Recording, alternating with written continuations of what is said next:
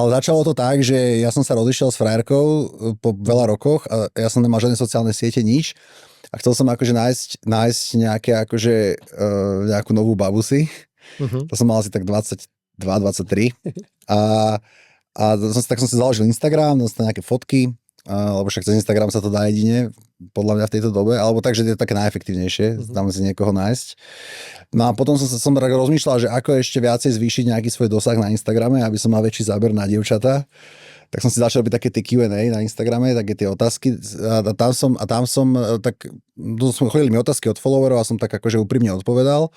A vtedy som mal možno 300-400 followerov, že akože nikto ma nepoznal a potom som jedného dňa na tie otázky odpovedal, išiel som spať, ráno som sa zobudil, otvoril som ten Instagram a mal som, že 2000 followerov viacej, mal som, že na storke, že 16 000 pozretí, tak to vybuchlo, potom pozriem internet, 4 články o mne, lebo ja som napísal niečo, čo sa akože nemôže písať, lebo ja som bol akože Sulíkov syn ešte v tej dobe a akože on je nejaký akože na tej liberálnejšej strane a ja som napísal niečo proti LGBT. A to bol akože hrozný akože škandál, že ako som si to mohol dovoliť, ako Sulíkov syn, čo takéto napísať.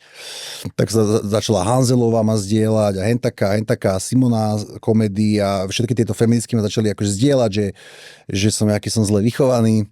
A tak som si vtedy uvedomil, že wow, že to si tu človek nemôže ani povedať svoj názor, bez toho, aby začali šikanovať, linčovať, tak vtedy som ešte viacej začal prilievať akože do ohňa a odtedy už iba prilievam.